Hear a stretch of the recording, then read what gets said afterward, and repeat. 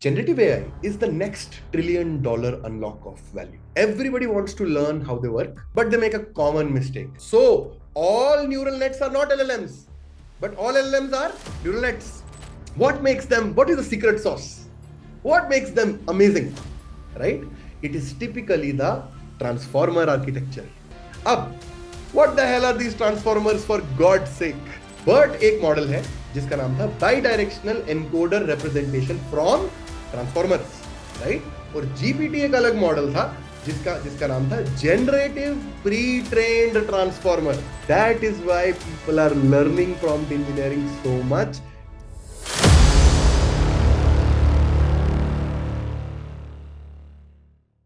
So the lecture is named LLMs and Generative AI for Everyone, right?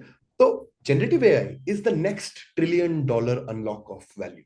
And this is a lecture which is not focused on the service layer, that how do you leverage an LLM to essentially build a fine-tuned model for yourself, whatever you want to kind of do.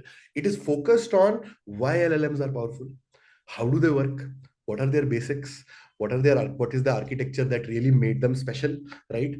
How did emergent behavior happen, prompt engineering कैसे exist की, right? ये सारी चीजों पे काफी focus रहेगा इस lecture का, ठीक है? तो इसे ढंग से समझना, और प्लीज बाकी लोग भी अपने चेहरे दिखा सकते हो as you come in.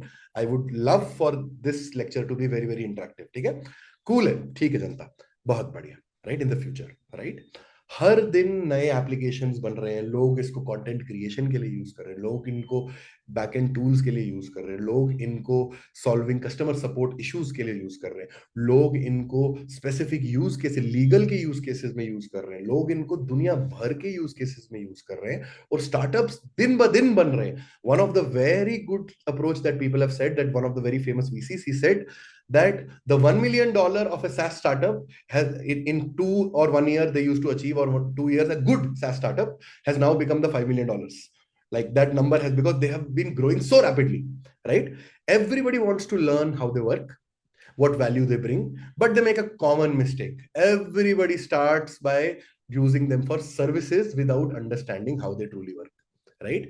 In this video or in this lecture, we will focus on why LLMs work and how product managers can understand their capabilities deeply, right? ठीक है, आगे चलते हैं. Now, हमारा एजेंडा क्या है, ठीक है? द एजेंडा दैट, हमारा एजेंडा है आज का कि हम अंडरस्टैंड करेंगे what LLMs are and why they are special, right? LLM basics and how they work, right? What is pre-training of LLMs and what are transformers, right? How does GPT-3, right, and supposedly the same interaction of GPT-4, how does it work, and why is it special, and why prompt engineering is needed, right? This will give the basics of LLM and AI, why they work, and how you can start learning the same. हम 5 चीजें पढ़ेंगे, LLMs क्या होते हैं और वो special क्यों हैं. Second, basics of LLMs and how they work. Third, how do you pre-train LLMs, right? And what are transformers, right? GPT-3 actually ये काम करता कैसे? GPT-3 was the first model which was generated, जो GPT ने आप सबको access दिया था, जिसको पहली बार उन्होंने रोल आउट किया था. और क्यों ये स्पेशल है, और प्रॉम्प्ट इंजीनियरिंग क्यों नीडेड होती है, क्यों आपको अच्छी प्रॉम्प्ट इंजीनियरिंग आनी चाहिए, why it is the future, right? हम इसको थोड़ा समझने की कोशिश करेंगे, ठीक है? Cool.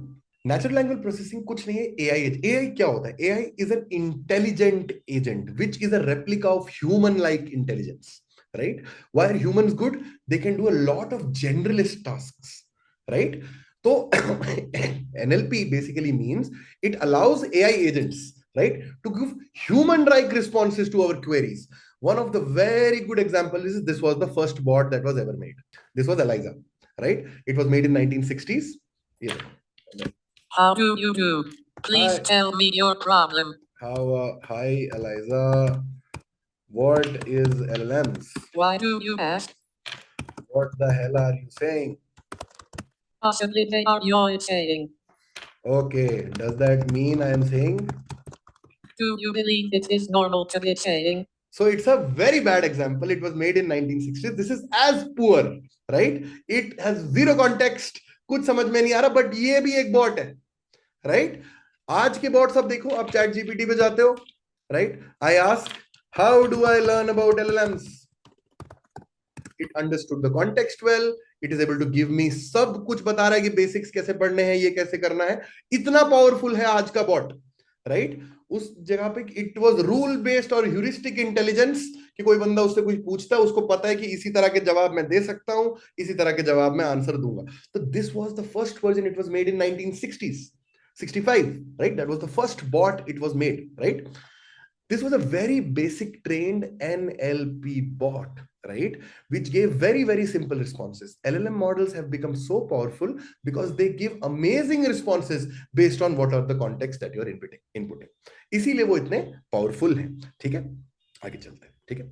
Now, there are multiple types of these models, right? There are some models which are called open source and there are some models which are called closed source. तो generally जो models होते हैं ना, these are fundamentally neural nets. Right हर एक neural net आप इस तरह समझो कि एक मॉडल एक प्रोबेबिलिस्टिक इक्वेशन है जिसको एक वर्ड थ्रो आउट करना है आपके इनपुट के बेसिस पे, ठीक है? उसकी इक्वेशन कुछ इस तरह से मान लो आप a1x1 a2x2, x1 आपका इनपुट है, x2 आपका इनपुट है, a1 a2 ये आपके वेट्स है, इसके बेसिस पे आपका आउटपुट आएगा, राइट? ये जो वेट्स होते हैं ना, ये आपका मॉडल कंसिस्टेंटली सेल्फ रिफाइन करता रहता है और comes up with the probability of the next word which should be in the sequence based on context, semantic, whatever it is. Close source model होते हैं जिनके वेट्स आपको पता नहीं है, जैसे GPT-4, जैसे GPT-3. These weights of those models are not known, right? Open source models कौन से होते हैं? जिनके वेट्स आपको पता है, जिनको पता है कि वो मॉडल किन वेट्स के साथ काम कर रहा है, और इनके अंदर 10, 20 या 100 पैरामीटर नहीं होते, बिलियंस ऑफ पैरामीटर्स होते हैं. तो ओवर टाइम हमने क्या देखा? This is a very good diagram कि ओपन सोर्स मॉडल्स जब से देखो GPT-4, लामा 65 बिलियन पैरामीटर, जैसे ही ये मॉडल्स ज्यादातर open source models by April 2024 have been almost closer to close source models.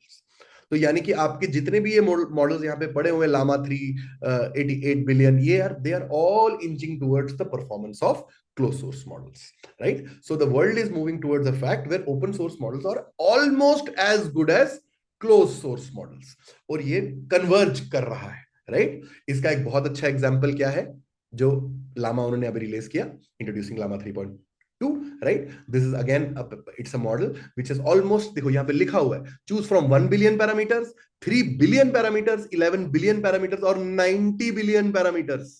90 billion है सर, मिलियन नहीं है, हजार नहीं है, बिलियन बिलियन, ठीक है? समझ रहे हो? ठीक है? तो this is one of the best open source models in the world, right, in terms of LLM capabilities, ठीक है? नेक्स्ट चीज होती है, ये जो शब्द है generative AI, deep learning, machine learning, ये होता क्या है, राइट? देखो, the superset of all of this is artificial intelligence, where an agent is trying to achieve an outcome by consistently improving like intelligence and increasing its chances with each chance and eventually accomplishing it. क्या मुझे बताओ, ये जो ELISA bot है जो मैंने अभी आपको दिखाया, ये आर्टिफिशियली इंटेलिजेंट AI है कि नहीं है? कोई बता सकता है मेरे को? इज इट AI और इज इट नॉट? बताओ बताओ. ये जो अभी मैंने इतना घटिया बॉट, इसको जवाब ही नहीं देने आ रहे, तो बताओ ये AI है कि नहीं? It Yes. it is AI because it's rule based intelligence, but it's still intelligence. It's filtering out options for you. Intelligence की जहां कोई भी ऐसा एजेंट जो ह्यूमन लाइक बिहेव करता है किसी भी सिचुएशन में, वो सारी चीजें AI के अंदर आती हैं. Even if it's rule based intelligence, it's completely okay, कि उसको पता है कि मैंने ये इंस्ट्रक्शन डाली तो मुझे ये मिलना चाहिए, ये इंस्ट्रक्शन डाली तो it can be primitive, extremely primitive, right, but it is still AI. AI का मतलब सिर्फ मशीन लर्निंग नहीं होता, ये सबसे पहले समझो, ये दोनों शब्द अलग हैं किसी रीजन के लिए, right? Any type of intelligence, whether it's rule based, right, whether it's a classification algorithm, whether it is anything, it comes under the ambit of AI as long as it's showing some intelligence, some rule based heuristic, right? That is also artificial intelligence, right? Or any machines which behaves like humans comes under the umbrella of AI. As simple as that. उसके पीछे का logic कुछ भी हो सकता है. So even a heuristic which is intelligent to guess your answer is actually intelligence and can be called a very primitive form of AI. So machine learning उस umbrella के अंदर आता है, राइट, जो इसके अंडर फॉल करता है. अब मशीन लर्निंग क्या होती है? मशीन लर्निंग का वो मतलब होता है जहां machines as they interact with the user more and more, their decisions become better. Rule based intelligence में शायद वो नहीं होगा, क्योंकि आपने रूल्स ऑलरेडी डिफाइन कर लिए हैं, वो उन्हीं रूल्स को फॉलो करेगी, राइट? मशीन लर्निंग का क्या डिफरेंस है कि जब तक वो यूजर से इंटरेक्ट करता रहेगा तो वो मशीन इंप्रूव करती रही। ये है डेफिनेशन मशीन लर्निंग का। With the interaction with the user your algorithm becomes better, right? AI means even primitive static intelligence is also AI fundamentally, right? Which is not improving with interactions with the user, right? Machine learning उसके under fall करती है, जिसके अंदर आप बोलते हो कि as it is interacting with the user there is a chance that this particular it will auto, but क्या machine learning deep learning होती है? नहीं, not really. Even simple चीजें जैसे decision trees, they come under this umbrella. That is also machine learning. Auto regression algorithms, they are also machine learning, right? तो machine learning का सिर्फ यही definition है, machines after they interact with the user, if they improve, they come under the ambit of machine learning. ये बात सबको clear है? बात समझ में आई? डीप लर्निंग क्या होती है? डीप लर्निंग में it's a form of machine learning जहां पे आप न्यूरल नेट्स यूज करते हो। एक सेकंड दे रहा मुझे, give me a second, I am getting a call, just a second. ठीक है, cool. So deep learning is basically जहां पे आप न्यूरल नेट्स को यूज करने की कोशिश कर रहे हो। न्यूरल नेट्स क्या होते हैं हम आगे बात करेंगे। It is a type of machine learning algorithm which acts like a human neuron connection structures, right? Deep learning वहां पे होती है, और डीप लर्निंग के अंदर आते हैं एलएलएम्स। एलएलएम्स वो मॉडल्स हैं जो सिर्फ टेक्स्ट जनरेट करते हैं, सिर्फ टेक्स्ट जनरेट करते हैं। ये गलती कभी मत करना कि एलएलएम और जनरेटिव एआई सेम चीज, नहीं भाई, अलग चीजें हैं वो। एलएलएम सिर्फ टेक्स्ट प्रोड्यूस करते हैं बस, राइट?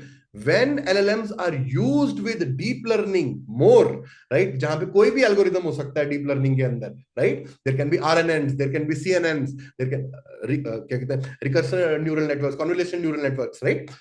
तब आप जब नए कंटेंट टाइप्स क्रिएट करते हो, साउंड, इमेज एंड वीडियो, उसको हम बोलते हैं generative AI. LLMs plus deep learning to produce new types of content or new types of responses, images, sound, videos, that is called generative AI.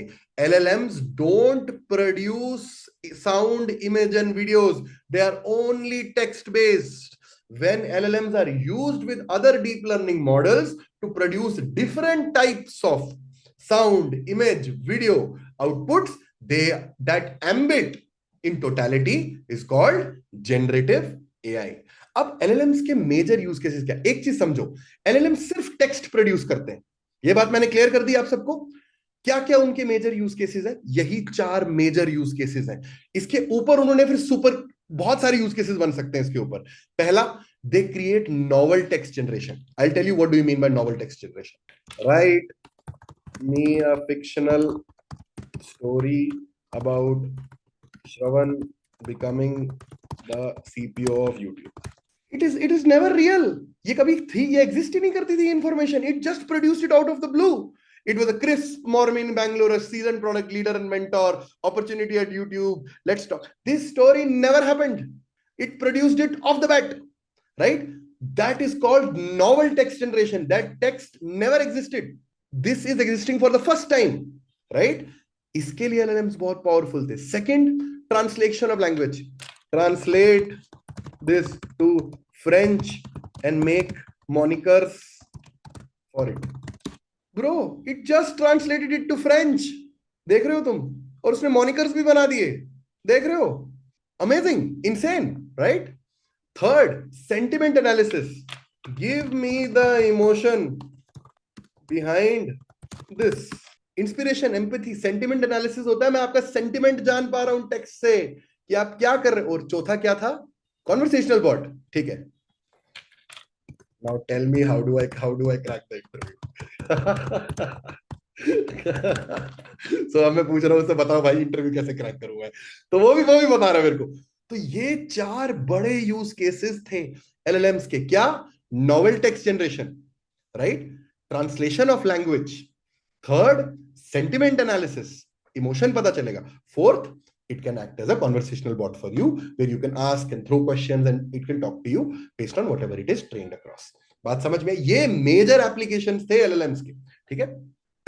अब ये होता क्या है? What is a large language model truly? right? It's just a neural net to understand, generate, and respond to human like text. It's just a neural net to understand. First is understand, second is generate, right? And third, बात भी वो ऐसे करेगा जैसे एक human बात कर रहा है, right? Semantically, it's just deep neural nets trained on massive amount of text data, right? ये होता है सोनाक्षी एक neural net.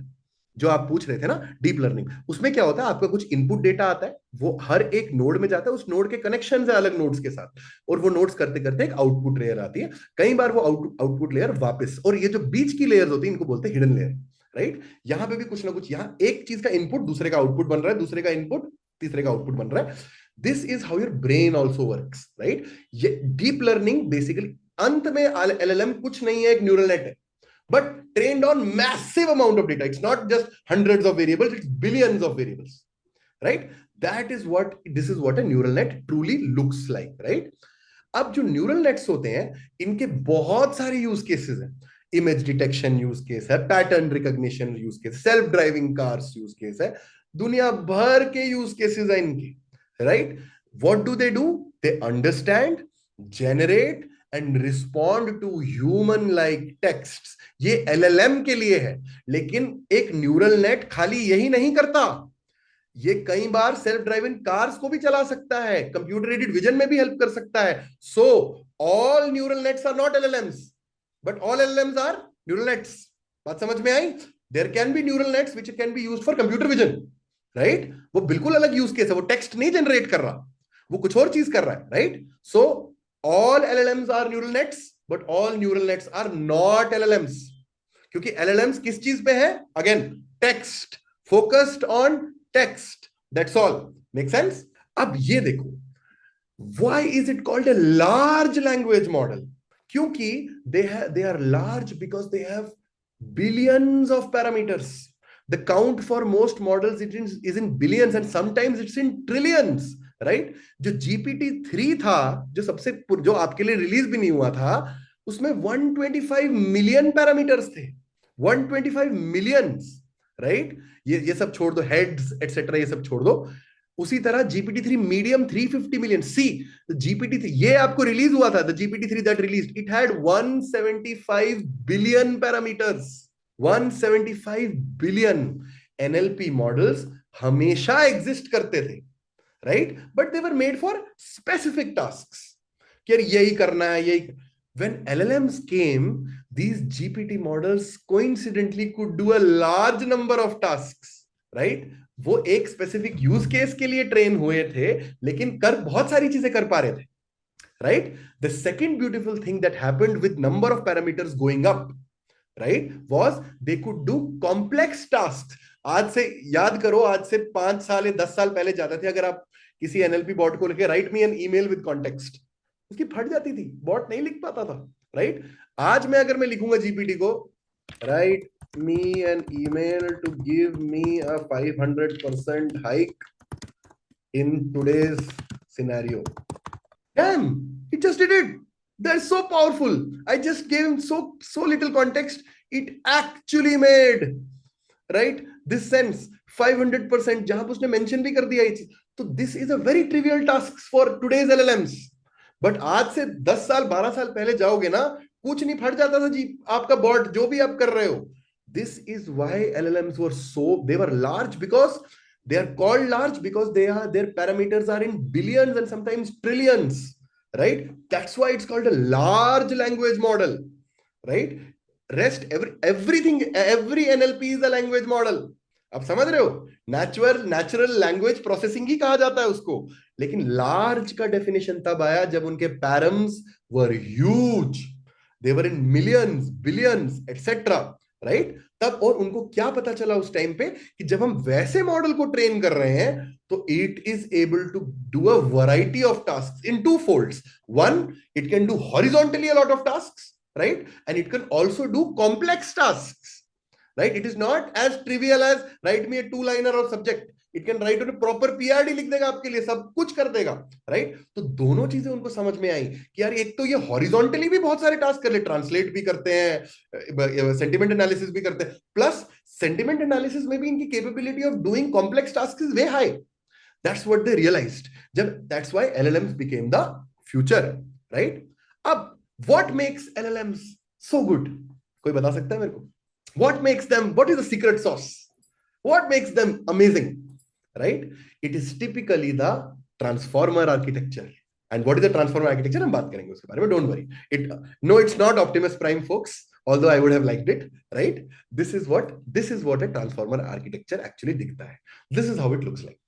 Right? You see multiple things here: input embedding, positional embedding, multi-head attention, feed forward. भूल जाओ, don't give too much thought to it. ठीक है, ये सब नहीं, but this is how the architecture basically looks like. ठीक है, अब ये कहां से आया?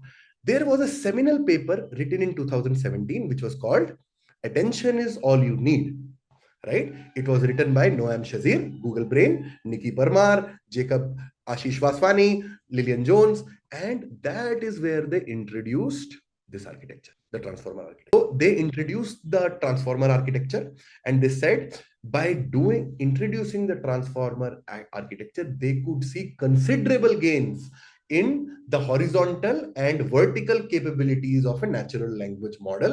उसके अंदर वो कैसे हुआ, हम उस बारे में बात करेंगे. Don't worry about it, we will talk about it. But this is what they realized. They wrote a seminal paper on this, and this is where जब आपके LLMs powerful होना शुरू हुए कि यार ये आर्किटेक्चर है। और this was the, आप बिलीव करोगे इस पेपर के साइटेशंस कितने हैं? साइटेशंस देखो भाई, the number of citations of this paper is 1,43,000 citations है इस पेपर में। 1 lakh मतलब if you have your name on this paper, you legit change the landscape of human evolution and human consciousness in such a meaningful way.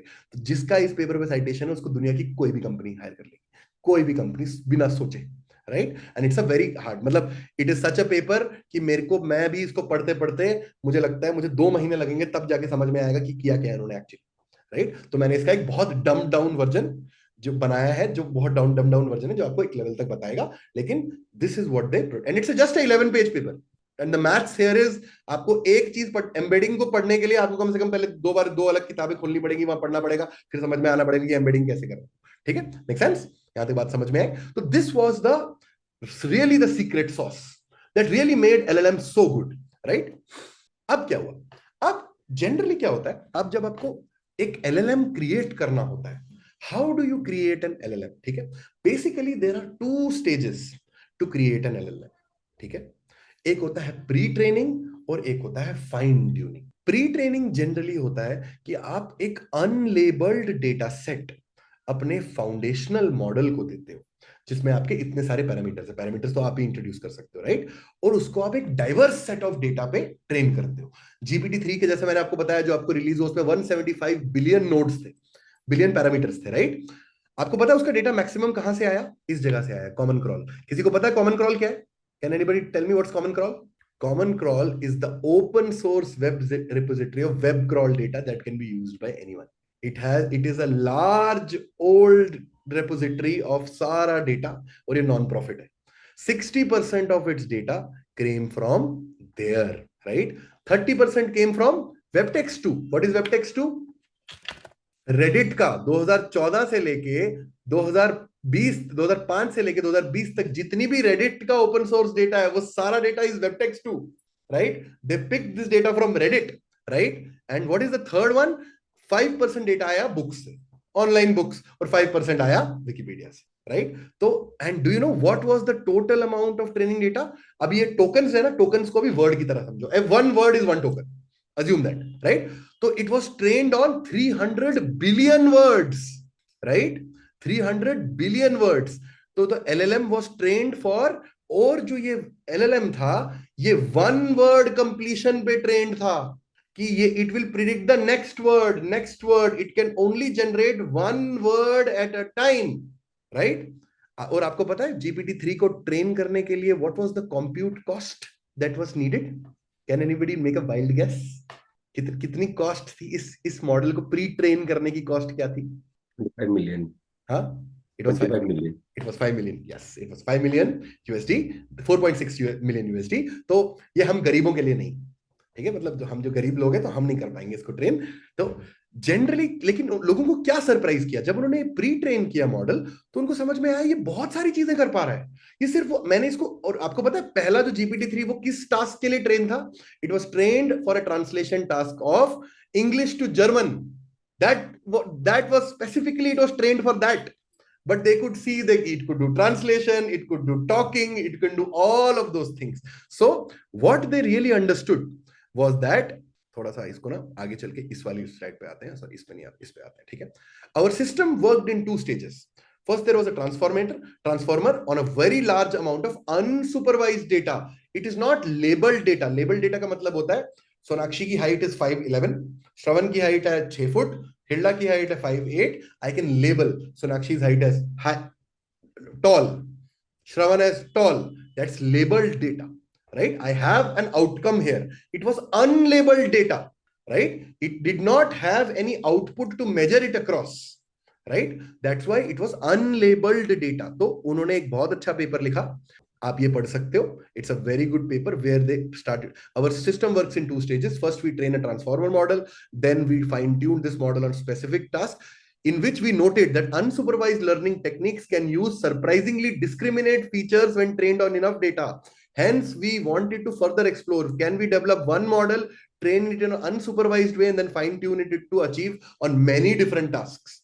क्या होगा, fine tuning कैसे होती है मैं सब बताऊंगा, don't worry about that.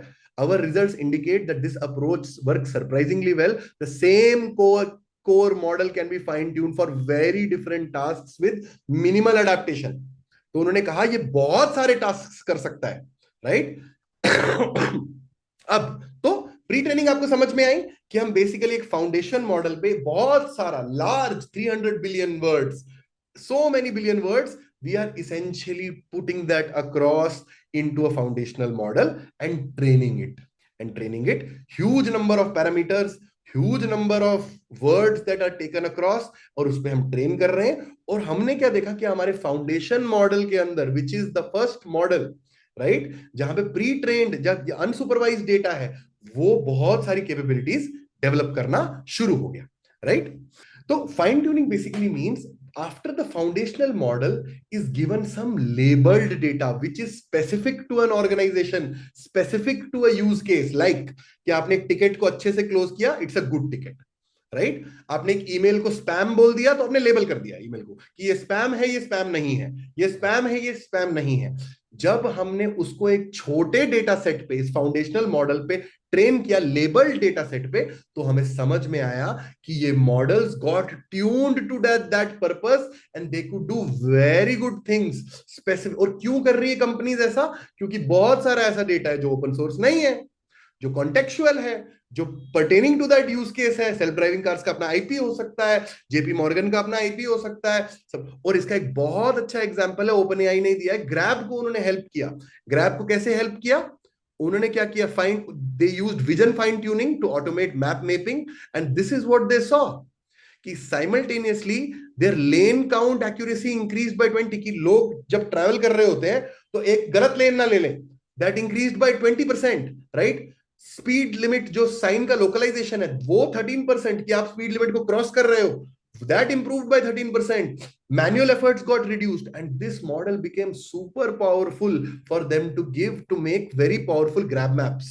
They leveraged this model, and this is the value that it generates. 20% lane accuracy. It means they're reducing fuel costs in millions of dollars. इस model ने इतना मचा दिया, राइट? तो उसी तरह Harvey.ai, किसी को Harvey.ai पता है? It's professional AI, law firms use करती हैं इनको.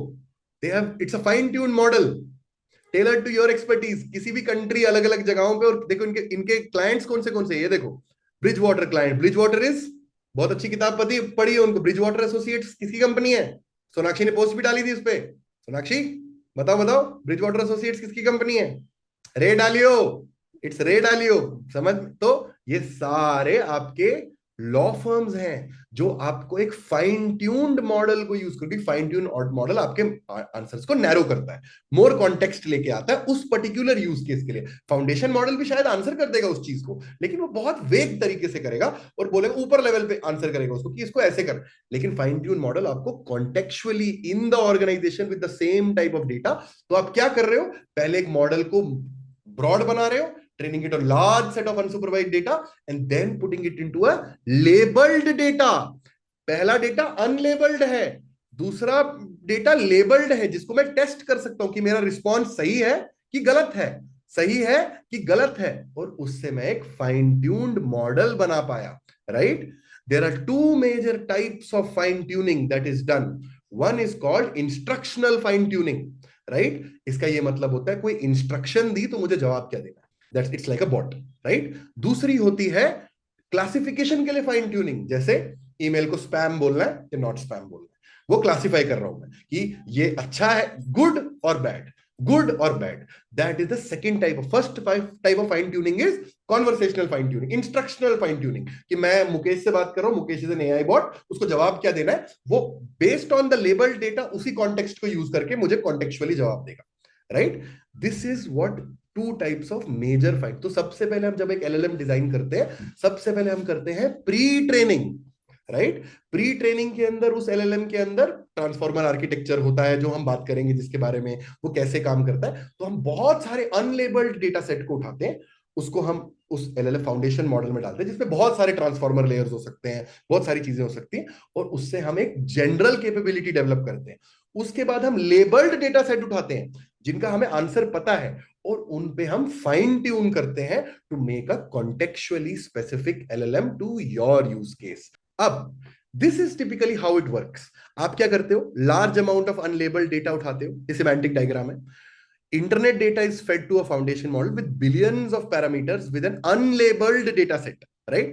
This has limited capabilities. Obviously, it is more diverse, but it has limited capabilities. इसको हम प्री ट्रेनिंग बोलते हैं। फिर हम इसी के आउटपुट को हम क्या करते हैं, लेबल्ड डेटा सेट में डालते हैं, tune to a particular use case, such as translation एक यूज केस हो सकता है, instruction and another use, summarisation another use case हो सकता है, कॉन्वर्सेशन अनदर यूज केस हो सकता है। This is where fine tuning happens. The task is to translate, कि आपने कोई ऐसा बॉट बनाया जो मेरे लिए इंग्लिश से जर्मन ट्रांसलेट करता है, या मेरे लिए कोई ऐसा बॉट बनाया जो बड़े बड़े डॉक्यूमेंट्स को समराइज कर देता है, कि लीगल केस है उसको समराइज कर रहा है, so that it is focused towards a particular task, particular queries, right. तो एक स्मॉलर डेटा सेट पे इसको फाइन ट्यून किया जाता है। इसी तरह कस्टम जीपीटीज भी बनते हैं, आपने देखा होगा कस्टम जीपीटीज, जब आप जीपीटी यूज करते हो तो custom GPTs. So the compute cost of GPT-3 alpha model was $5 million, right? Make sense? यहां तक सब लोग हैं मेरे साथ? Everybody is with me? So pre-training kind of allowed the models to learn via unsupervised learning and develop task capabilities, and fine-tuning allowed it to become great at specific supervised tasks with an outcome. अब what the hell are these transformers, for God's sake? Right? कोई तो मेरे को समझाए ये transformer क्या है, मेरे को तो सिर्फ ऑप्टिमस प्राइम ही पता है। ठीक है, तो मैंने आपके लिए एक छोटी सी सिंप्लीफाइड डायग्राम बनाई है, इसको समझने की कोशिश करते हैं। ठीक है, सबसे पहले क्या होता है, एक ट्रांसफॉर्मर लेयर जो होती है, ठीक है, आप अज्यूम करो आपका गोल है कि Shravan is a cool name को मुझे फ्रेंच में ट्रांसलेट करना है। ठीक है, एक अनलेबल्ड डेटा सेट है, मुझे इसका आउटकम नहीं पता, मुझे फ्रेंच नहीं पता कि फ्रेंच में क्या होता है वो, तो आई एम नॉट। सबसे पहला स्टेप जो ट्रांसफॉर्मर आर्किटेक्चर में होता है, जिसे बोलते हैं हम pre processing. Pre processing basically क्या होता है, आपकी जितना भी टेक्स्ट है आपको उसको आप पहले वर्ड्स में तोड़ते हो, सिंगल सिंगल वर्ड्स में तोड़ते हो, और उसको एक टोकन वैल्यू देते हो, कि जैसे श्रवण की टोकन वैल्यू 1 2 3 4 5 हो सकती है, या 1 2 3 4 5 7 हो सकती है। तो लॉजिकली अगर मैं यहां पे गया तो मैं ये लिख सकता हूं, एक सेकेंड, तो जैसे मान लो मैं लिखता हूं Mukesh is not Mukesh Khanna, let's assume this is what I want to translate. ठीक है, मेक सेंस? मैंने क्या किया, सबसे पहले जो आपकी प्री प्रोसेसिंग होती है वो इसको ब्रेक करेगा। कितने वर्ड्स हैं, Mukesh is one word, is another word, not is another word, Mukesh is another word, and Khanna is another word। ठीक है, फिर क्या होगा, एक मैं एक सेट बनाऊंगा। एक सेट क्या होगा, ऐसा सेट बनेगा, पहले की वैल्यू होगी 1 2 3 1 2 2 3 4 5 1 2 3 एंड 1 2 3 एंड 4 5 6 3 4 5। तो मैंने एक सेट बना दिया जिसने इन पांचों वर्ड्स को एक टोकन वैल्यू दे दी, कि यार ये एक टोकन वैल्यू है, ये एक टोकन वैल्यू है, ये एक टोकन वैल्यू है, right. Again this is over simplification, token ऐसे नहीं होते, लेकिन still for the sake of simplicity उसने क्या किया, पूरे सेंटेंस को एक एक वर्ड में ब्रेक कर दिया, राइट, और उसको टोकनाइज कर दिया। ठीक है, ये बात सबको समझ में आई कि बेसिकली प्री प्रोसेसिंग में क्या होता है स्टेप 1 में, कि जब आपने, तो अब उसके बाद क्या होता है, ठीक है, अब हम यहां चलते हैं। ठीक है, जब ये रॉ टोकन्स जब इंडिविजुअल वर्ड्स में बनते हैं, उसके बाद एक लेयर आती है जिसे हम बोलते हैं एनकोडिंग लेयर। कोई मुझे बता सकता है एनकोडिंग लेयर क्या करती है? ये ट्रांसफॉर्मर आर्किटेक्चर की बात कर रहे हैं हम अभी, कि आपके प्री प्रोसेसिंग मॉडल के अंदर क्या हो रहा है, जो आपका फाउंडेशनल मॉडल है उसके अंदर क्या हो रहा है, राइट? तो आपने कुछ पर्टिकुलर टेक्स्ट दिया, आपने उसको सबसे पहले टोकनाइजेशन कर दी, टोकनाइजेशन से आपने हर एक वर्ड को टोकन में जनरेट कर दिया। उसके बाद आप करते हो, that is something called encoding. Encoding क्या होती है? एनकोडिंग वो प्रोसेस होती है जो आपके टोकन्स को वेक्टर एम्बेडिंग्स में कन्वर्ट करती है। अब वेक्टर एम्बेडिंग्स क्या होती है? कोई मुझे बता सकता है what's a vector embedding? Anybody? Anybody? What is a vector embedding? कोई बात, मेक सेंस, कोई दिक्कत नहीं, ठीक है। वेक्टर एम्बेडिंग बेसिकली क्या होता है, वो आपके टोकन्स को, जो भी उसको एक 3D या जितने भी ND काइंड ऑफ ग्राफ में एक वैल्यू दे देता है। जैसे मैं आपको एग्जांपल देता हूं, अगर आप स्पेस टाइम को लेके चलो, हम तो अपने अपने आप को 3 डिमेंशंस में जनरली प्लॉट करते हैं, बट आइंस्टाइन ने क्या कहा? आइंस्टाइन ने कहा there is a fourth dimension also which is called time, right? So logically Sonakshi का अगर मुझे आज की डेट में उसको स्पेस टाइम में एक वेक्टर बनाना है उसका, तो मैं बोलूंगा, मैं क्या बोलूंगा, Sonakshi is in, let's assume she is in Delhi, एक मिनट के लिए, दिल्ली में है, सोनाक्षी है वो जो बंदी है, ठीक है, साइमन घर के यहाँ पे आसपास रहती है, मतलब स्टेज नियर पालम बिहार और व्हाटएवर एंड व्हाट नॉट है, and I will say it's right now 2:40। That is also one more element that I will put across. Tomorrow if she sitting here again at the same place, it's a separate vector, क्योंकि time बदल गया, time is the fourth variable, so it will B today is 30th, tomorrow would be 1st December, right? So that is what you essentially does, it creates a 2D vector for them, right? और कैसे वो vector बनाता है? Basically क्या करता है वो vector form में, अब जैसे ये है, मान लो ये एक 2D एग्जांपल है, किंग, मैन और वुमन, राइट? उसने क्या किया, उसने बोला किंग का वेक्टर है 4, मैन का है 5, 3, और सबकी वेक्टर्स को उसने जो टोकन है उसको लिखना, उसको एक अलग अलग सेट बनाना शुरू कर दिया। जब ये सेट उसने बनाना शुरू किया, right, it automatically started classifying them कि किंग, मैन और वुमन जो ब्लू है वो एक जगह पे आना चाहिए, क्योंकि ये कुछ ना कुछ इनके बीच में सिमेंटिक रिलेशनशिप है, ये ह्यूमंस है, राइट? उसी तरह एप्पल, बनाना, ऑरेंज ये फ्रूट्स हैं, तो ये करीब होने चाहिए एक दूसरे के। उसी तरह फुटबॉल, गोल्फ, टेनिस ये एक एक दूसरे के करीब होने चाहिए, क्योंकि ये गेम्स हैं, इनके दीज आर सिमिलर थिंग्स। तो it started understanding from these vector diagrams that there is some semantic relationship between these words, some, ये एनकोडिंग लेयर में हो रहा है, समझ रहे हो? एनकोडर ने क्या किया, टोकन्स को उठाया, टोकन्स को अपने कोऑर्डिनेट्स बनाए, उनको उनको 2D 3D में प्लॉट किया, और कोऑर्डिनेट्स को बना के फिर उसके उसके ऊपर एक नोशन बनाने की कोशिश की कि इनके बीच में कुछ तो सिमेंटिक अंडरस्टैंडिंग है, कुछ तो इनके बीच में कॉमन प्लेस है। So if you put king as something, more context will be given to man, it will not be given to apple, right? It automatically starts giving more context to man because it's closer to you in terms of the vector embedding. It has more context together because it symbolizes humans, it symbolizes human behavior, it symbolizes human titles, all of those things it started to realize and put it across together, right? अब ये क्या, अब encoder जो layer होती है, encoder के अंदर अपने अलग मॉडल्स हैं। डोंट थिंक दैट ये जो एनकोडिंग लेयर है ये कोई स्टेप है, इसके अंदर भी मॉडल्स हैं, मशीन लर्निंग मॉडल्स हैं, राइट? जो इसको ढंग से एनकोड कर रही है और बोल रही Vivek is very closely correlated to Mukesh because probably both come from a dev background, there is some similarity. उसी तरह Paresh and Shravan might be similar because both have loved sales in their lives, एक मिनट के लिए अज्यूम कर। तो it started generating semantic relationships when the encoding layer which is the step 3 started to happen. Make sense? सबसे पहले हम क्या किया मॉडल ने, सबसे पहले उसने टेक्स्ट लिया, टेक्स्ट को उसने प्री प्रोसेस किया, टोकन्स बनाया, टोकन्स के बाद उसने एनकोडिंग लेयर में डाला उसे, और उसने वहां से बना के उसको वेक्टर एम्बेडिंग्स में कन्वर्ट कर लिया, right? Now you have to realise that GPT only produces one word at a time. आपको दिखता नहीं है क्योंकि आपके लिए तो गोली की तरह काम करता है, इतना कंप्यूटर इतना जला रहे हैं वो पैसा वहां पे, ठीक है, तो गोली की तरह काम कर, लेकिन वो जनरेट कर रहा है एक वर्ड एट अ टाइम बस, राइट। ये मॉडल ये भी करता है कि आप अब मान लो जो ये है श्रवण इज अ कूल नेम, यही था ना, यही तो करना था मैं, यही था ना नाम, एक minute, Shravan is a cool name, ठीक है। By that time it reaches the last word which is name, right, बाकी वर्ड्स तो ट्रांसलेट हो चुके हैं, करेक्ट, श्रवण इन ईस्ट कूलर ये सब तो आ चुका है, वो कॉन्टेक्स्ट भी ले रहा है। आप समझ रहे हो कि आप अगर मुझे लास्ट पार्ट पे मान लो उस पूरे टास्क को कंप्लीट करने के लिए name is the last word which I have to generate, तो पहला जो वो श्रवण जो जनरेट करेगा वो गलत ही होगा, इन जनरल गलत होगा क्योंकि उसके पास कुछ आउटपुट ही नहीं है, कुछ भी नहीं है, लेकिन उसने उसको भी कॉन्टेक्स्ट में डाला और वेक्टर एम्बेडिंग्स तो आ ही रही है उसके पास।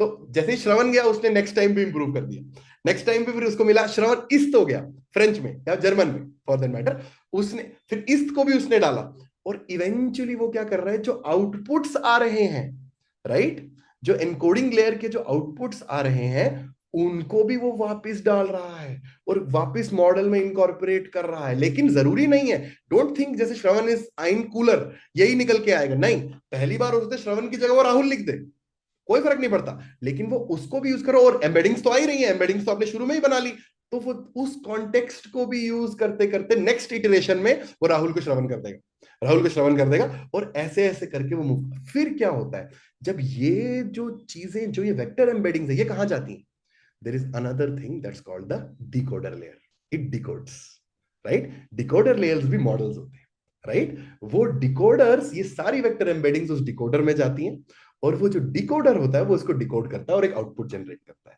और वो वापस data already decoded goes back again and it consistently refines it to a point that it comes with the entire damn thing।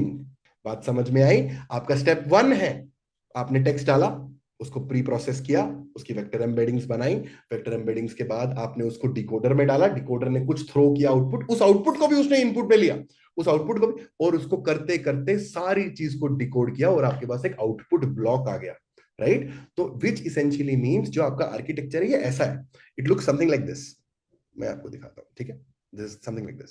सबसे पहले टेक्स्ट, फिर आ गया आपके अंदर कोडिंग, सॉरी प्री प्रोसेसिंग, ठीक है, फिर आ गया आपके पास एनकोडिंग, ठीक है, फिर यहाँ अटेंशन फिल्टर, अटेंशन फिल्टर भी क्या होता है बताऊंगा मैं आपको, कोई दिक्कत नहीं, फिर आता है डिकोडिंग। बट मैंने आपको क्या बोला, GPT models only generate one word at a time, right, तो सबसे पहले वो श्रवण को ट्रांसलेट करेगा, श्रवण इन कूल नेम में श्रवण को ट्रांसलेट करेगा, उसने कुछ डेटा गलत निकाला और वो डेटा आया श्रवण की जगह राहुल, बट ये भी तो डिकोडर ने डिकोड किया ना, उसको भी आप वापस डिकोडर में डालते हो, और वेक्टर एम्बेडिंग्स तो आ ही रही हैं, वेक्टर एम्बेडिंग्स यहां से आ रही हैं, तो आप समझ रहे हो, तो एक वर्ड डिकोड हुआ वो भी जा रहा है डिकोडर के अंदर वापस वापस वापस, and eventually it will come out with the right pattern. बात समझ में आई? And this is where the output comes across. Again this is a very very huge oversimplification of what they do, right? But this is where the transformer architectures are so powerful. They build से, अब आप मुझसे बीच में पूछ सकते हो, आऊंगा, ये अटेंशन फिल्टर क्या होता है, ठीक है, आगे आएंगे हम उस पे। अटेंशन बेसिकली आपको it helps you understand the relative weight between the vector embeddings, कि कोरक और मुकेश का आपस में जो वेट है वो मुझे क्या देना चाहिए, कोरक और मुकेश आपस में सिमेंटिकली कितने रिलेटेड हैं, और अटेंशन आपके लिए वो इंश्योर करता है। एलएलएम मॉडल्स में एक ही बढ़िया बात हुई जो एनएलपी मॉडल्स में नहीं होती थी, एनएलपी मॉडल्स में your context never used to go beyond the last line, it is highly spaced attention, even if there are 1 million lines it will still be able to figure out the relative importance of the first line and the first 1 millionth line, and it will tell you that this is the weight that you should give it across। तो उसके बीच में कितना भी distance हो कोई फर्क नहीं पड़ता, कोई फर्क नहीं पड़ता, it will be able to figure out what is the correlation. जैसे अभी मान लो करण बैच 2 का है, विवेक बैच 4 का है, राइट, कि बीच में 8 महीने हो गए, लेकिन वो फिर भी रिलेटिव इंपॉर्टेंस दे पाएगा कि करण अगर इस लेक्चर में आया है तो उसकी क्या रिलेटिव इंपॉर्टेंस है, right. That is where attention mechanism was the, they moved away from single line backward attention, they moved towards, they transgressed towards whatever is the text in between, kuch bhi ho in between, it will be able to give you some semantic relationship around it. That is where the attention filter came into being, right? तो encoder क्या करता है? Converts input text in embedded vectors. Decoder converts embedded vectors to output text. ये बात तो समझ में आई? ये बात क्लियर है? ठीक है? Attention क्या होता है? This basically means to model the semantics between words irrespective of the distances between them. Think of them with a definition of various size sets, right? कि आप जैसे फॉर एग्जाम्पल मैं आपको ये नेक्स्ट वर्ड बताऊं, जैसे इसकी भी एक डायग्राम बना के दिखाते हैं, ज्यादा बेटर रहेगा आपके लिए, ठीक है?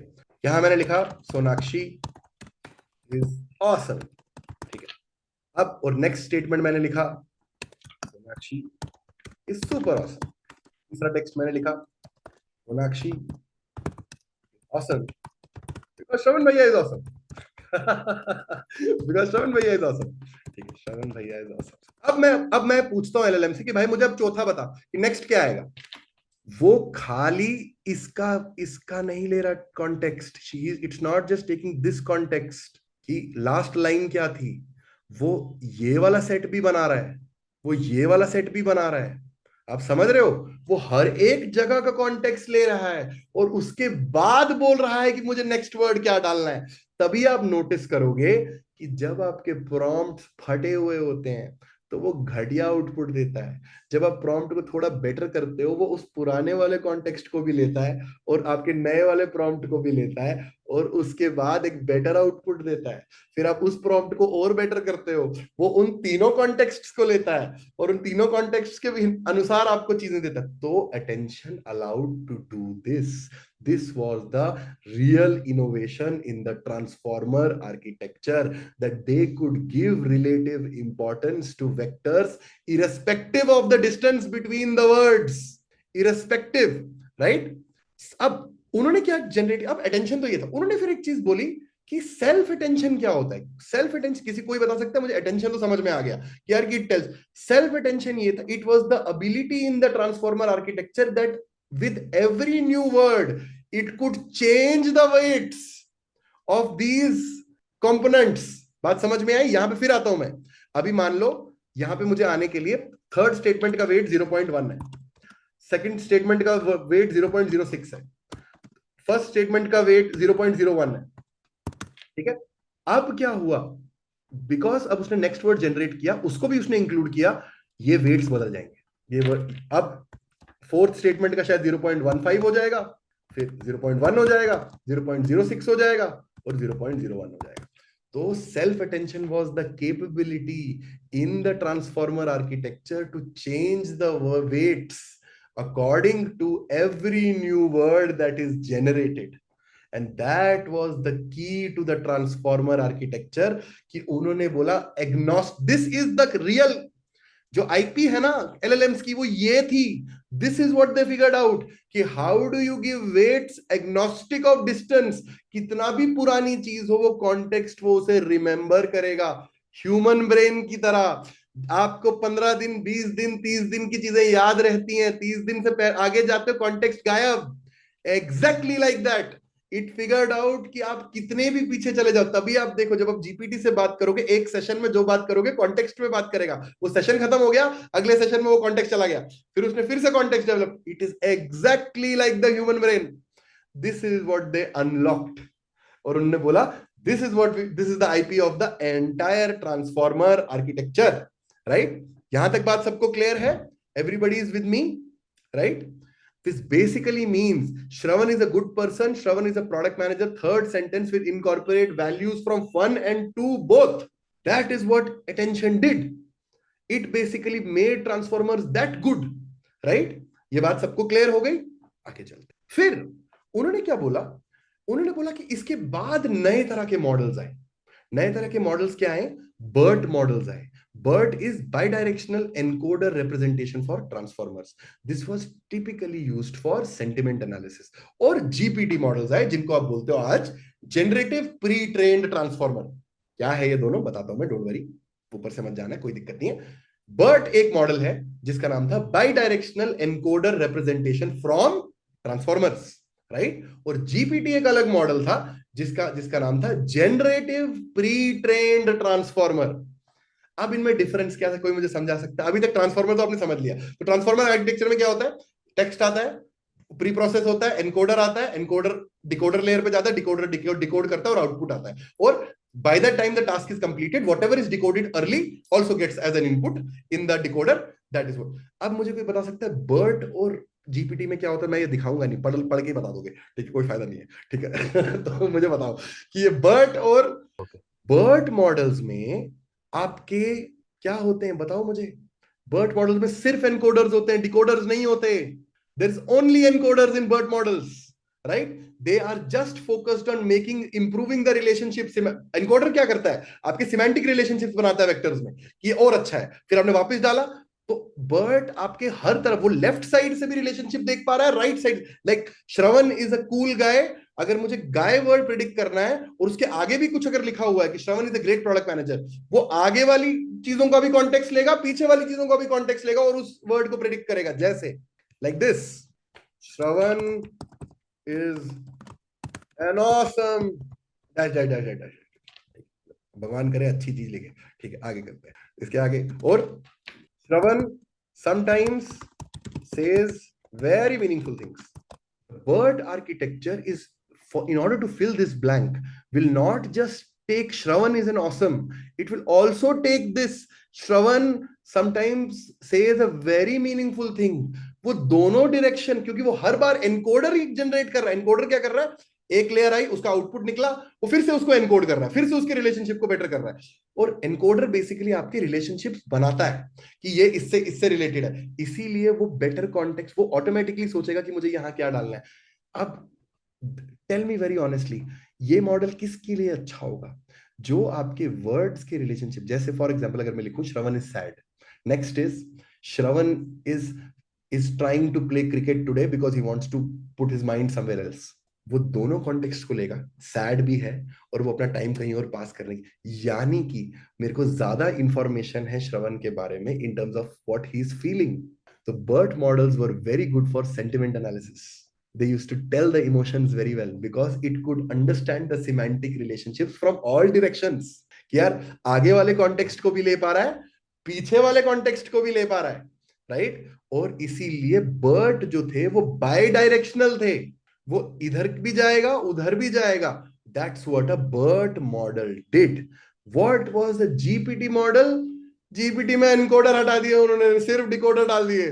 तो that is what they did, सिर्फ डिकोड करके आउट। तो जो प्री प्रोसेस टेक्स्ट है वो एनकोड हो ही नहीं रहा, राइट। वो सीधे डिकोडर में जा रहा है और उसका आउटपुट आ रहा है, और वो क्या कर रहे हैं? उसी आउटपुट को वापस अंदर डाल रहे हैं और वापस उसको करते जा रहे हैं, करते जा रहे हैं, करते जा रहे हैं। That is why GPT is just one directional model. It generates one word at a time और एक डायरेक्शन में ही जाएगा। वो आगे वाले कॉन्टेक्स्ट को तो कभी डिसाइफर कर ही नहीं सकता।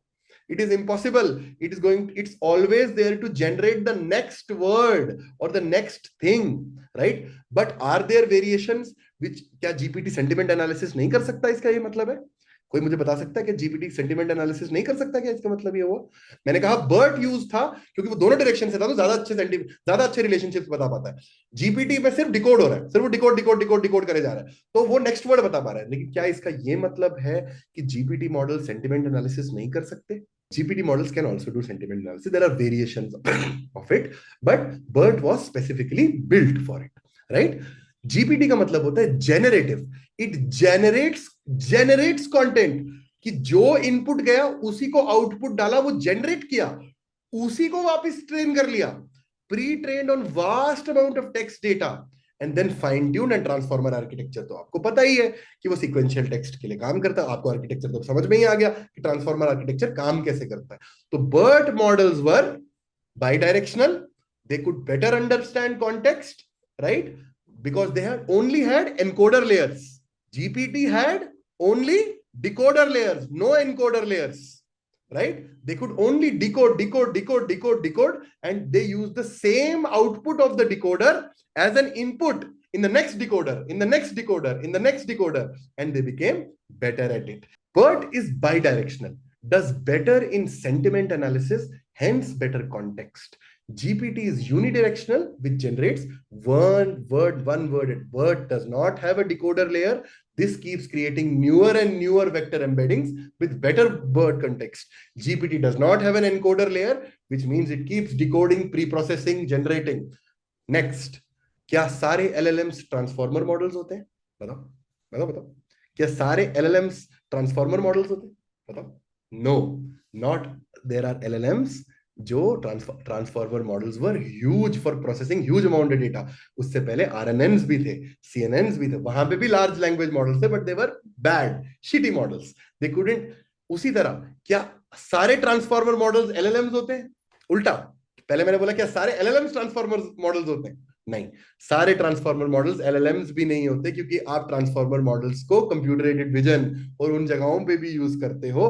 LLM मॉडल्स वही होते हैं जो टेक्स्ट जनरेट करते हैं. तो ये दोनों को भी आप इंटरचेंजेबली यूज मत करना आप, कि हाँ ट्रांसफॉर्मर आर्किटेक्चर मतलब LLM. नहीं, ना सारे ट्रांसफॉर्मर्स मॉडल्स LLMs होते हैं, ना सारे LLMs ट्रांसफॉर्मर आर्किटेक्चर पे होते हैं. ऐसा नहीं है. LLMs can be on CNNs, can RNNs, they can, but they were not huge, handling huge amount of data, right? So they are different. ये बात समझ में आई? BERT models are bidirectional, GPT models are unidirectional. BERT models don't have an encoder layer, right? Sorry, BERT models don't have a decoder layer, and GPT models don't have a encoder layer. अब GPT-3 ये actually काम कैसे करता है? ठीक है, सबसे पहले GPT आया, फिर GPT-2 आया, फिर GPT-3 आया, फिर GPT-4 आया. First paper on transformer architecture जो मैंने आपको दिखाया 2017, attention is all you need. ठीक है, the GPT architecture, they realised they just had a decoder layer. उन्होंने क्या किया? they realized if we just use the pre-trained output and keep training for the next word, it had massive gains. कैसे? जब आपके parameters 1 से 17 million, 345 million जब इतने बड़े बड़े होने लगे, तो आप ये चीज नोटिस करो, number of parameters went to 175 billion. ये दिख रही है ना स्क्रीन? सबको पता दिख रहा है ना? ये देखो, number of parameters with each model increase. कितना कितना इंक्रीज हुआ? ऑलमोस्ट 1400 टाइम्स इंक्रीज हो गया. 125 मिलियन का 8 times is 1 billion, right? 175 divided by 0.08 is 1400 times the model became big. Learning rate जो है of every node, that only went down 10 times. आप सोच रहे हो, this is learning rate per node, right? It was 6 into, जब model छोटा था तो लर्निंग रेट थोड़ा हाई था क्योंकि नोड्स कम है, राइट? It went down. तो लॉजिकली जब आपका मॉडल साइज 1400 गुना बढ़ा, आपका learning rate per node only went down 10 times. So your model became 140 times efficient. It could do more tasks. आपने नंबर ऑफ पैरामीटर्स 125 मिलियन से 175 बिलियन पे ले गए, तो logically there was a 1400x jump in the model size, right? But your learning rate per node only went from 6 से 0.6. That means abhi bhi in a 175 billion parameter model, your learning rate is 0.6 into or 1/10 of that. So logically 1400 times आपका model size बढ़ गया, लेकिन learning rate 10x ही grow किया. So logically आप 140x better model पे आ गए, इसीलिए वो मॉडल्स तोड़ू बनने लग गए, क्योंकि आपके लर्निंग रेट उतनी जल्दी गिरा नहीं. This is learning rate per node. This is not learning rate और लर्निंग रेट पर parameter. This is that has only decreased bye 10 times. Even when the model size became like so huge, right? This is where they realized they had massive gains, massive value. कि उनको realise हुआ कि हमने parameters बढ़ाए, हमने transformers लगाए, हमने learning rate हमारा थोड़ा ही कम हुआ, और this is why GPT-4o is super super powerful and it's doing insane things. तो इसीलिए उन्होंने LLMs को बनाने की कोशिश. तभी इतना कंप्यूट चाहिए, क्योंकि इतना ट्रेन करना पड़ेगा ना. उनको गेन्स कब दिख रहे हैं? गेन्स तब दिख रहे हैं जब वो ब्रेन की तरह बनने लग गए. हमारे ब्रेन में भी बिलियंस ऑफ न्यूरॉन्स है. They are actually replicating your brain. Do you realise this? They're doing that. That's why they need massive. अब सोचो हमारी कॉन्शियसनेस कितनी ज्यादा एडवांस्ड है. आप सोचो इस चीज को, इस मॉडल को ट्रेन करने के लिए अब तो उनको बिलियंस ऑफ डॉलर्स ट्रेन करने को लग रहे हैं. अब लॉजिकली सोचो, अब ये भी एक बात है, हम इंडिविजुअल लोग हैं, लेकिन there are millions of people और billions of people using it across every single day. तो इसीलिए आप सोचो, इट्स अ ह्यूज ब्रेन जिसमें इतने सारे पैरामीटर्स हैं, और आप उस ब्रेन से सवाल पूछते हो. जब मुकेश कुछ डालता है, वो डेटा भी जाता है पीछे, वो ट्रेन होता है, वो श्रवण पूछता है, श्रवण को वो कॉन्टेक्स्ट मिल जाता है कि अरे यार This is how they built a common brain. That is why they started learning so fast. Make sense? यहां तक बात सबको क्लियर है? Is everybody with me? कि क्या हुआ? Basically, how did they essentially became so powerful? They realized कि जब हम दो चीजें कर रहे हैं, एक कि हम एक एनकोडर लेयर हटा रहे हैं, हम सिर्फ डिकोड कर रहे हैं और जो आउटपुट आ रहा है उसी को मैं एनकोड कर रहा हूं वापस, राइट? और करते करते करते हमें मैसिव गेन्स मिले, राइट? सेकंड चीज उनको समझ में आई कि नंबर ऑफ पैरामीटर्स आप 2000 टाइम्स बढ़ा रहे हो, तो number of the learning rate is only going down about 10 times और 15 टाइम्स. तो logically your model became 150 times more efficient and it used to give you way much value. That is why GPT-3 was a real innovation. कि उन्होंने मचा ही डाला कि basically ये हुआ क्या. आप ठीक है, मेक सेंस. आगे चलते हैं. अब कोई मुझे बता सकता है what's one shot learning and what's zero shot learning? तो models are zero shot and few shot. Zero shot और दोज मॉडल जिनको आप टास्क देते हो और उसको कोई कॉन्टेक्स्ट नहीं देते और बोलते आप करो मेरे लिए. जैसे टास्क क्या था? Translate English to French. मैंने बोला चीज को आप ट्रांसलेट करो, इतना ही प्रॉम्प्ट दिया, वो खुद ही French. This is zero when the model does not need even one input, it automatically does it. दूसरी जगह फ्यू शॉट लर्निंग होता है जहां पे आप टास्क दे रहे हो और बोल रहे हो, एग्जाम्पल है सी ऑटर लुवेरिडीमर, उसका एग्जाम्पल, अब इसको ट्रांसलेट कर. This is why prompt engineering came into account because your GPT models, जैसे मैं पूछता हूं इससे, चलो लेट्स आस्क इट. ठीक है, कहाँ गया चैट? चैट किधर गया? चैट में chat. Are you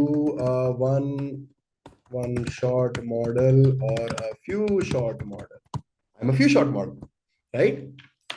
do you have one shot capabilities? Yes, I do have one shot capability, right? So it's a few shot model. This is where prompt engineering became powerful. क्योंकि अगर आप context दोगे, it's like fine tuning your model. That is why people are learning prompt engineering so much. क्योंकि आप context अच्छा दोगे तो वो आपको जवाब अच्छा देगा. It's a few shot model. That is why prompt engineering came into being. हो क्या रहा है?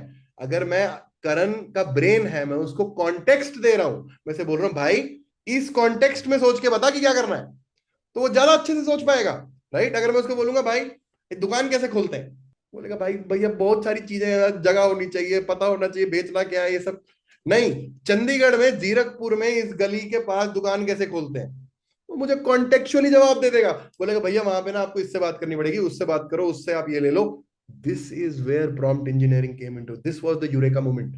They realized that it's a few shot model and few shot. इसीलिए आपके prompts अगर shitty हैं, वो आपको एक प्री ट्रेन्ड आउटपुट दे देता है और वो आप उसको बोलते हो भाई ये तो अच्छा था ही नहीं. तो इसीलिए आपको कॉन्टेक्स्ट देना पड़ता है, कई बार मल्टीपल टाइम्स कॉन्टेक्स्ट देना पड़ता है. This is not a few shot one, भाई this is one shot, right? This is zero shot with no context. This is one shot. Few shot का मतलब होता है 3-4 प्रॉम्प्ट्स आपको देने पड़े और उसके बाद उसको समझ में आने लगा कि बेसिकली मुझे आपको क्या बताना है.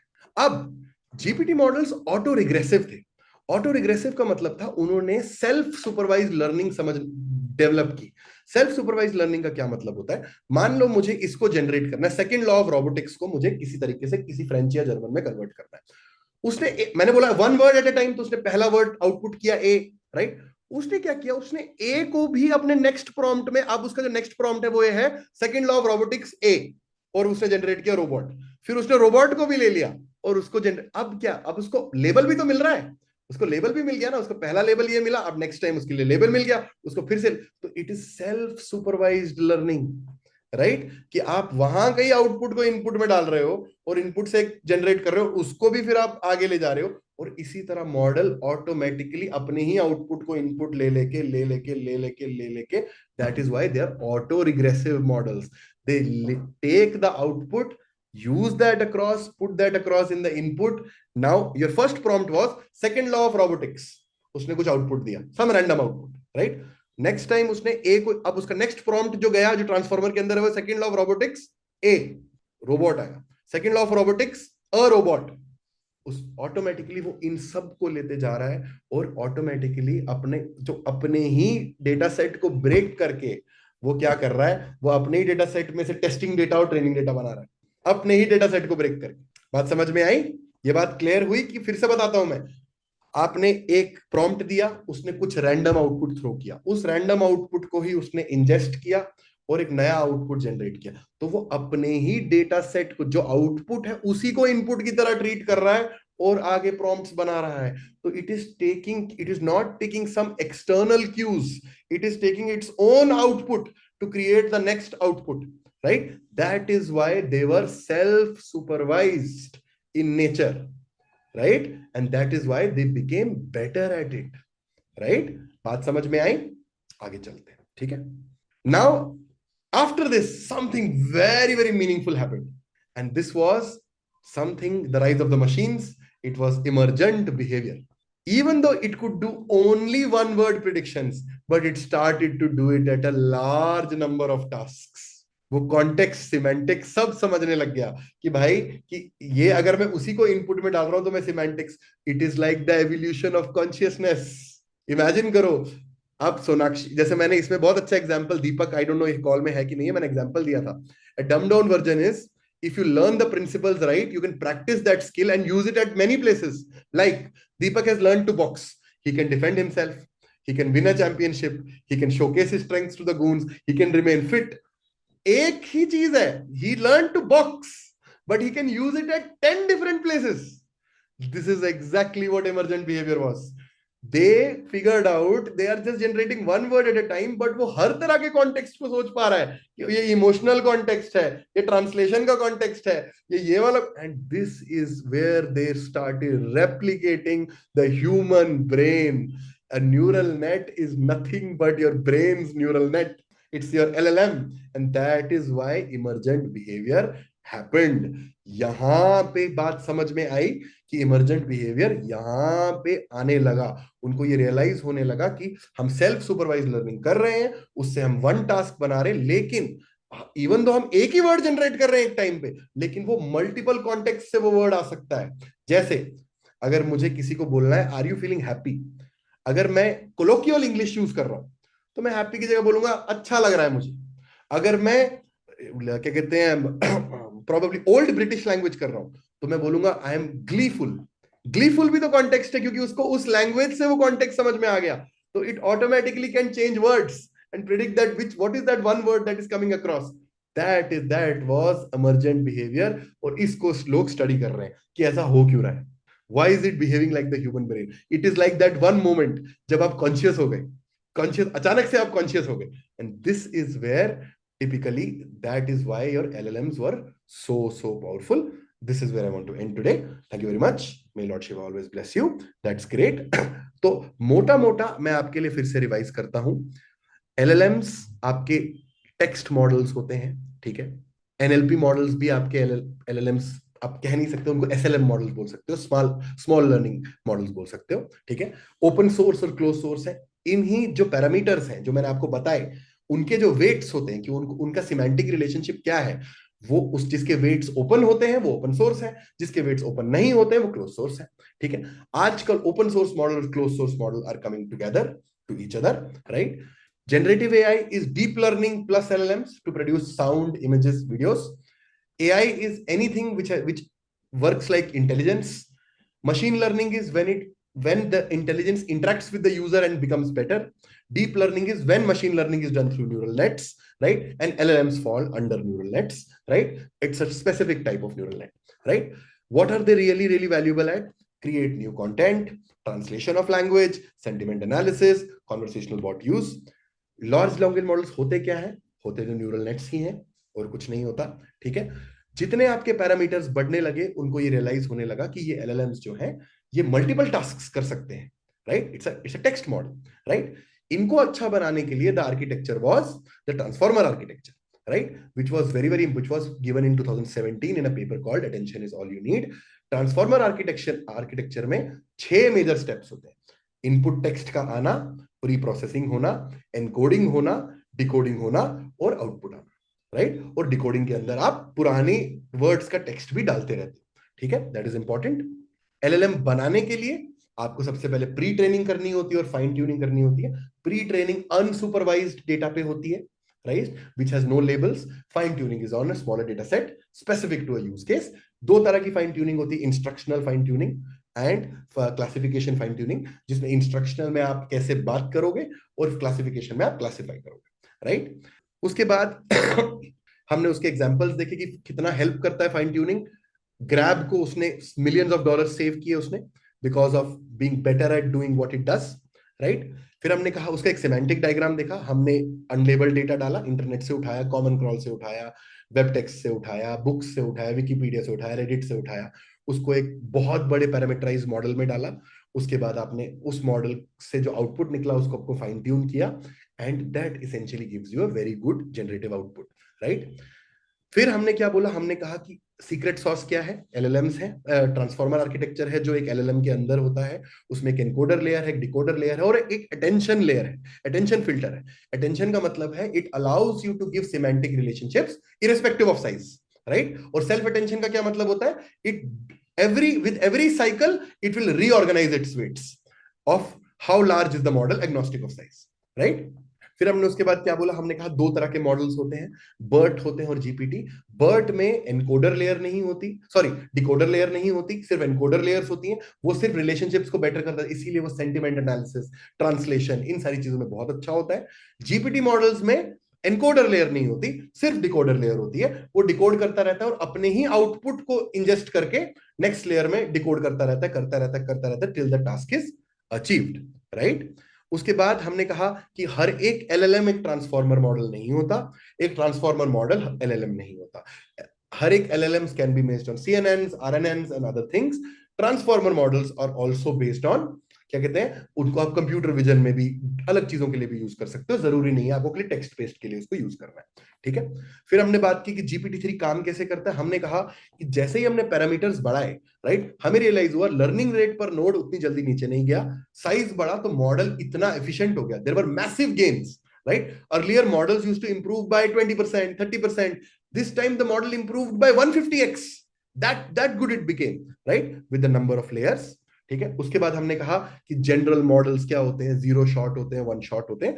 जीरो शॉट वो होते हैं जहां पे आपको कॉन्टेक्स्ट नहीं देना पड़ता, वन शॉट का मतलब होता है जहां पे आपको एक बार कॉन्टेक्स्ट देना और फ्यू शॉट। तभी हमने ये भी नोटिस किया कि इसका भी एक पेपर आया था 2021 में, they realised few shot models are way better than zero shot models, they're way better. That's why prompt engineering came into being.